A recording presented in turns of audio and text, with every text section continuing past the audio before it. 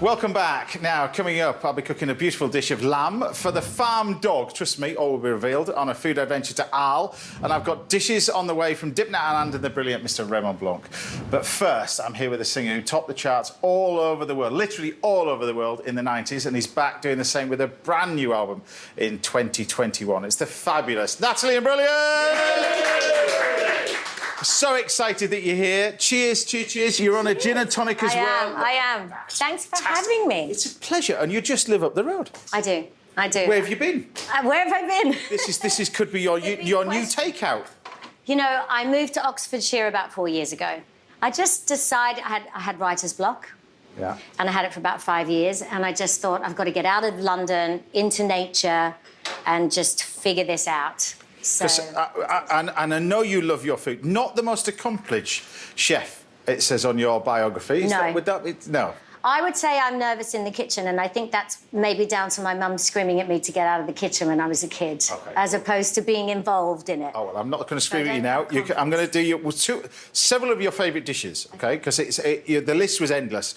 We've got Dover sole meuniere, which I'm going to cook for you later. We've got popcorn, which I'm going to cook for you later. Amazing. So caramelised popcorn. But I thought for this one, we'd start off with a seafood roll, so lobster roll. But it should be a really, really nice little sort of...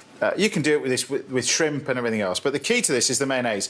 And you use a couple of egg yolks in here, together with a touch of Dijon mustard. And it's always Dijon, never English mustard. English mustard is too strong. Okay. So we use a little bit of the Dijon mustard.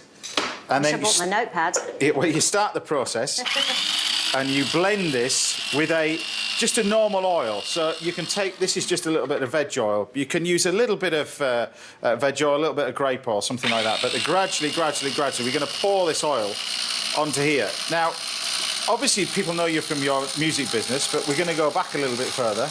I've got to mention certain soap. Oh, yes, of course. Exactly. I thought you'd forgotten about it then. No, I didn't know what you were going to mention. You've got to mention that because, you know, I thought you did it for longer than you did it for. It was only a couple of years. 2 years. I was 16 and a half when I started the job on Neighbours. I was quite young. So I did that for 2 years, and then I really wanted to do music. But I was trying to do music that was very grown up and like country ballads, and no one would sign me. And so my manager at the time had me songwriting with all these amazing people, and one of them was Phil Fornelli, who ended up producing my album. And so Torn was a song that he'd written with a band called Edna Swap. Yeah. So in amongst the songs we were writing together, that was the one, I guess, that connected with everybody on my first ever release. And Torn went on to be huge. Yeah. Huge. I mean, number one. Was it the biggest record played in Australia for donkey's years? Apparently. I mean, I still can't believe it. Really? Because it's catchy to this day. So back then, yeah. Do you know what I mean? I think I was just intimidated. Imagine it's the first album you've ever put out. You've come from a soap. You're expecting people to kind of take the mickey, and then the next thing you know, people love it. Then there's all this expectation. But I made a promise to myself that I was going to stay friends with that song because I'm going to be singing it for the rest of my life. Yeah. And I have managed to do that, and I still love singing it. But I'm just so I know you're looking at this, but this is mayonnaise. I've just put a bit of creme fraiche in here. Okay. You're going to add a touch of lemon to this, salt and pepper. But this is the basis for your sort of mayonnaise-y sort of salad and that kind of stuff. But when you look at your career, when I speak to musicians as well, I'm mates with Jack Savoretti, that kind of stuff, and they go through their highs and their lows. I mean, you've certainly had them. Your music industry is notoriously tough. It's tough, yeah. My last original materials album, which I can't remember what year it was, but that's probably where the writer's block started because it only got released in Australia and New Zealand, and Island Records dropped me, and I was just devastated. So I think when you go through periods like that, and we've all been through hard times in our career, it's kind of what you do with it, and I allowed myself some soul-searching and found my way back. But you always seem quite positive. Do I? Yeah. I mean, you've been here all... this morning, you always seem quite positive. As guests go, I'm excited to be here. That's why I'm but positive. Do you know what I mean? It's just like the dream day. But it's difficult to just. I mean, the music, like I said, is it's a bit like, I suppose, you got it from your acting. I suppose you've got that rejection and.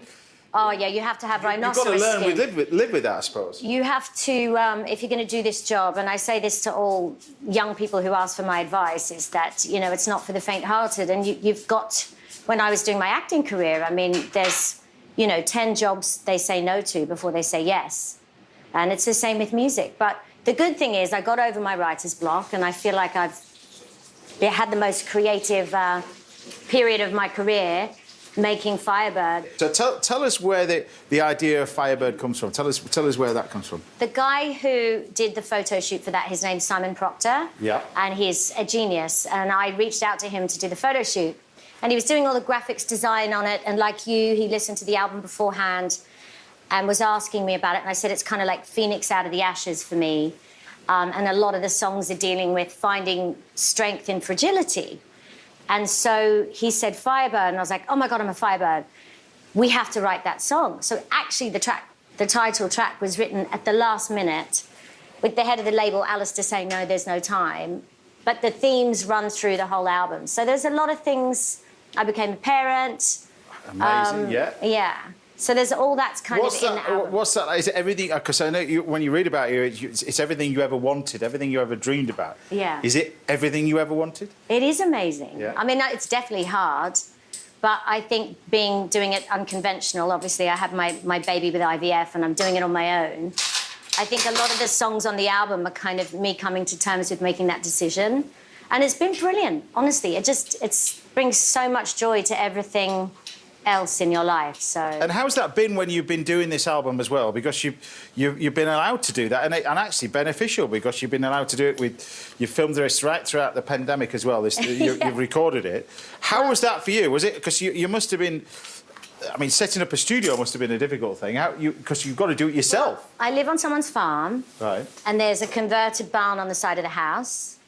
And that's where I do my songwriting, but I'd never tried to record in there. And I don't know if you've been doing any recording here, because I know you play. Oh, I play, but I'm a bit off getting recorded yet. But yeah. Yeah, okay. Well, when you're recording vocals, you need to deaden the sound of the room. Right. So my producers were like, you've got to buy some rugs. You've got to kind of... Rugs? Yeah, to put a floor and put things over the top of the microphone. It was very makeshift. Right. And we recorded the whole album with them being in London and me being in this barn. It's quite extraordinary. Well, Natalie, I don't think it sounds like you've never been away. And I was listening to it this morning, and I was listening to it this morning. Genuinely, I genuinely think it's fantastic. And trust me, if you've not listened to it before, just check this out while I just make a little bit of salad. Anyway, just check this out.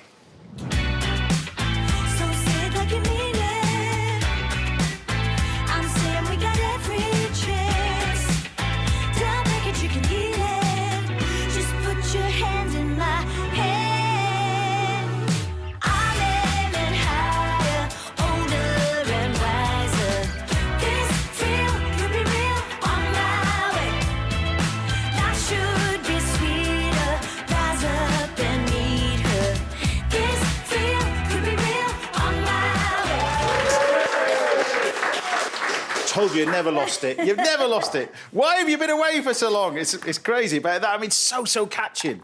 And you were boogieing while that was playing as well. But it's fantastic, and congratulations on it. Thank you. One good thing about taking my time is by the time you do put something out, people are kind of ready to listen to you again. I never oversaturate the market. Yeah, and that was your mates in the video as well, wasn't it? Really? Yes, because we made it very last minute. Yeah. And so I pulled some favours. So my best friend did the stills for it, and my friend Sophie, my friend Jodie are in it. Yeah. Well, been really you're going to hard stick around anyway, because you're going to speak throughout the show as well, particularly at the end of the show. I want to chat to you a little bit more, but we got this little bit of salad. So we take a little bit of the lettuce, and the key to this is just drop it in the dressing like that, but and you take the iceberg lettuce that we've got in here, or the little sort of gem lettuce, and you shock it in ice cold water. So you put it in ice cold water, it just crisps up the leaves. But you can take these with a little bit of the dressing, just a little bit of toastiness as well in there. And then you can grab your lobster. So the lobster I've just mixed together with that, a little bit of mayonnaise. We've got some lemon in there as well. But I don't know whether you're feeling hungry, whether you want to... Oh my God, it looks delicious. Take one home with you, you know. But we've got this. I'm going to eat it now. And then what I love on top of this is the mustard cress. Now, this is your egg and cress sandwich stuff. And I love mustard cress on this, but you just take a little bit of mustard cress over the top. Like that. over there. And I've just got a few bits. This is a few bits of garden herbs. Bit of fennel. There you go. And then we've got, how many do you want? One or two? One, two, one. I'm two. just going to have one. One. Pick that one. And then with that, because it's all about textures, you want your crisps as well. Oh, so my you've gosh. got your nice homemade crisps to go with it. So, Natalie Imbruglia, it's a pleasure having you at the house. We'll chat a little bit more later, but there's one of your favourite dishes. Done. Thank you. It's all right.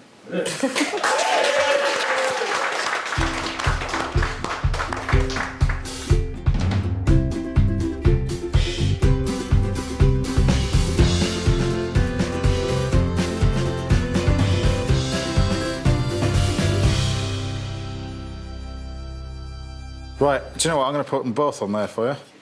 There you have it. Thank you. There you have it. Have a taste of one of them. Delicious. Can I put the plate on my lap? Because this is going to be messy. But we like messy food, don't we? OK, here we go. It's the creme fraiche.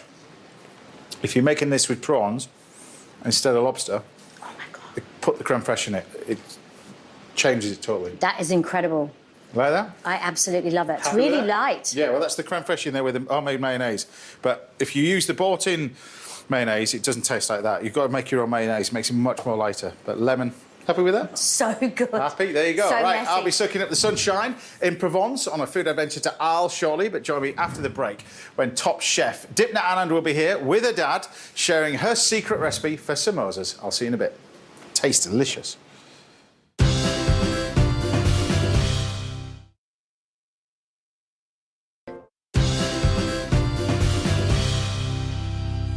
Welcome back to the last part of the show. I'm back in the outside kitchen now with my guest. It's the one and only Natalie Imbruglia. Yay! And for my final dish, we got two dishes for this because I was looking at the list of things that you love.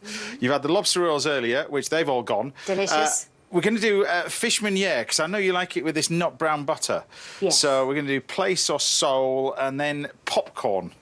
Amazing. The first thing, I know you've actually attempted doing this, haven't you, really?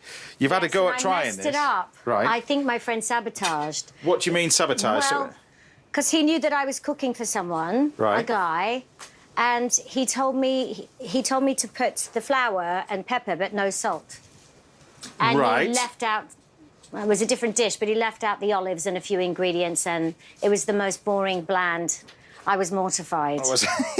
Well, this is in actual essence it's quite a straightforward dish, but the key to it is the quality of the fish. All right. Okay. So it's similar. We've got beautiful fish over here, and the thing about this is the simplicity of which you cook it. You wouldn't believe how simple you cook it. So pan on the stove, which you've got on here. So a nice pan on the stove, and then we can concentrate on our fish here. Now you mentioned salt and pepper. It does need salt and pepper. So we've got plain flour on here, and this is probably the amount of salt that they tell you to put on it.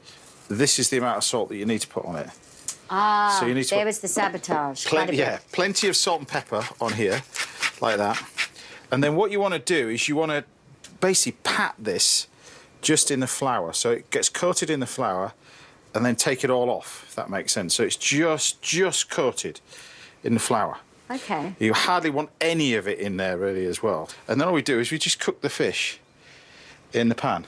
So we're just going to basically pop that in there, and that's going to cook nicely in here for a couple of minutes, all right? And you can almost cook it all the way through on one side. Really? Yes, all the way through more or less on one side. Now, you're here to talk about, well, you just live up the road as well, but talk about this amazing new album that you've got. If anybody's just waking up, tell us about the new album, because this is number 6, your album? I think so, yeah. Yeah, it is. I've lost count. Yeah, well, it's not number. It's been so many years. Well, in it has, between. because you've had a little hiatus. You've been Yeah. busy in that hiatus as well. Your mum now and everything else. Yes, So- I had my son. So tell us about the new album then, because Well, I basically had writer's block for 5 years. So Yeah. getting back into writing, I put myself in Nashville, which As you do. Yeah, as you do. if that doesn't inspire you, nothing will. Well, their work ethic there, and their, I actually wrote Smoke from the first album in Nashville, so I Right. know about their kind of songwriting work ethic. So you do 2 sessions a day. So I said to my managers, I want 10 sessions. Surely off the back of 10 days of writing in Nashville, Right. I will have broken the back of my writer's block, which I had. And it just re-inspired me, and then there was just no stopping me. So the rest of the writing process was actually an absolute joy, and yeah, just flowed. Well, the proof is in the pudding, and we played a little track earlier as well. This is another track from the new album, but check this out. My heart at home, the place hasn't changed, but I'm here alone. I know it's crazy, walking wires, but nothing lasts forever. When it all falls down, gotta build it better. This bed feels 5 miles wide, beginning to dread these lonely nights. I know it's crazy, walking wires, but nothing lasts forever. When it all falls down, gotta build it better. People are going to love this new album as well. It's just put a smile on your face watching that as well. Well, I wanted some escapist fun with that song. I thought, it sounds like I wrote it for the pandemic, Right. but I actually wrote it before it. But it's just, there's a lot of hope on this album, and it's an album about finding your independence, which I had to do, Yeah. deciding to become a single parent. And yeah, it's just full of a lot of joy as well, because a lot of the songs were written while I was pregnant, so. And also, I mentioned this earlier this morning. You're now living in the country. It's a total different way of life, isn't it?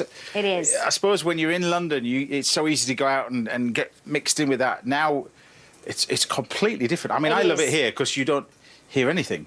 Well, you're so busy, you probably relish that. But I tend to do 10 years urban, Yeah. and then 10 years hiding away in nature somewhere. Okay, well, I'm going to show you how to finish off this dish now. So there's your fish. It's nice and simply cooked. Just a little bit of colour on it. Looks amazing. That's all you need. That's just with a little bit of... Now we're on onto our sauce. So this is grenadillas is a garnish, and a garnish of things like this. So you've got things like capers and croutons. Bit of this over the top. These are just deep-fried capers. So these are delicious. So you just take capers and deep-fry them. Okay. They're just fantastic. Then you take sultanas. That's the popcorn going off in the pan, but then we got sultanas going on here. As long as the lid's on properly, we'll be all right. Yeah, it is for now. And then what we do is we make this beurre noisette. This is the key to this dish. So this is the important bit. Extremely hot pan, all right? That's the most important bit. I'll just shake that. That's working away nicely. Extremely hot pan. In here, and it goes nut brown. You have to get this butter to nut brown colour. All right? If it doesn't get that, you just end up with melted butter and it doesn't taste very nice, all right? OK. So it must go to nut brown. While that's happening, we can take some parsley. And you can use parsley and tarragon for this. I know you like the dish with a little bit of tarragon in it. Mm-hmm. And even though you've got a little bit of fish, you can still put a bit of tarragon in it. Bit of that. Then, that's all right. I'll just move this over to here. There we go. That's all right. Smells There. great. So nut brown butter, that's the key to it. So what we do is we just take it to this nice little bit of colour like that. And then as soon as it gets to that stage, you're going to stop the cooking with lemon juice. So as soon as it goes in, like that, we can then take our lemon. This goes in. Parsley goes in. Straight in. And everything happens quite quickly. So parsley goes in. And then you just take this mixture and you put it straight over the top. See, it looks like it'll be easy. But it is easy, look. That's all it is. I'm going to be FaceTiming you. That's all it is, yeah. And then we take a little bit of lemon with it as well. But that's one of your favourite dishes. The other one is happening in this pan, because I thought what we'd do is we'd just do a nice bit of popcorn, all right? So this is the popcorn cooking away nicely. Then in there, I'm going to add some butter, some sugar.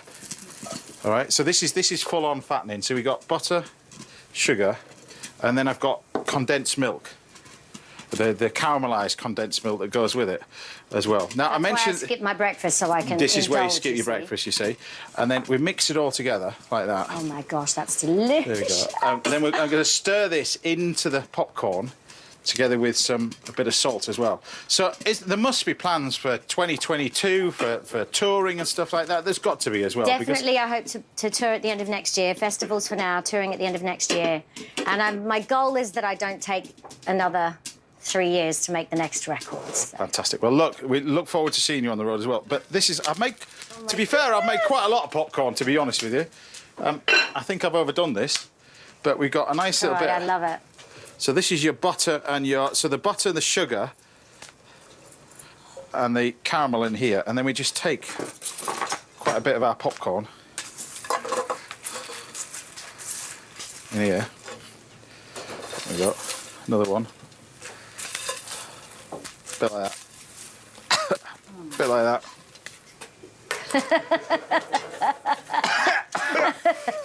It's a lot easier doing popcorn in the comfort of your own home, to be honest. Try not to do it on the barbecue, because it's not doing very good. But then we just stir all this lot together.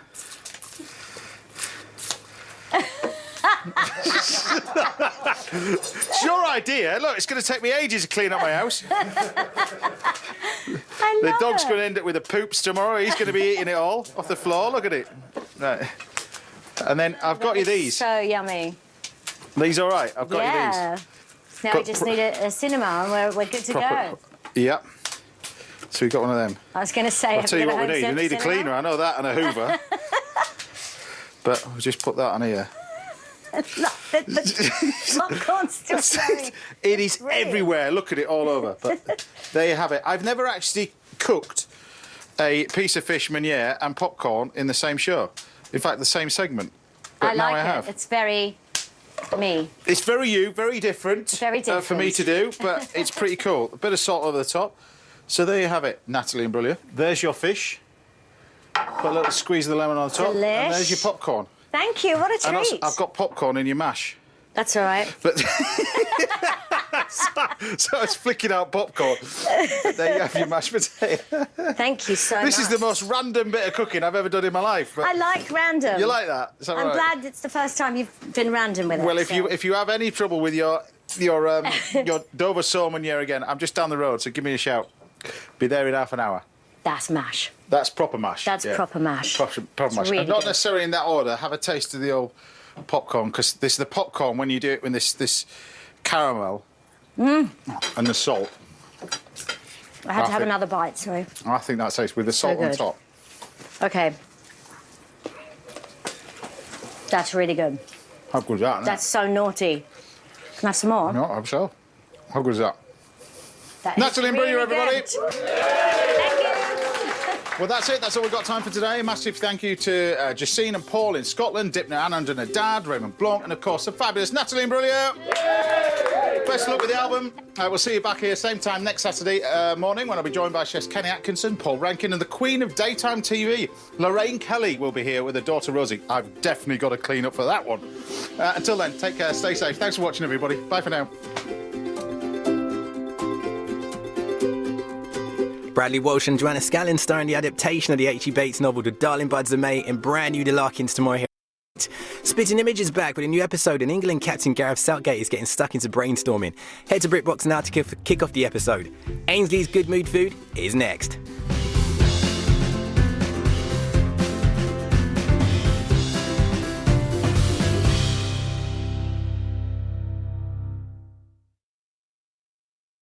Kettle Chips sponsors dinner.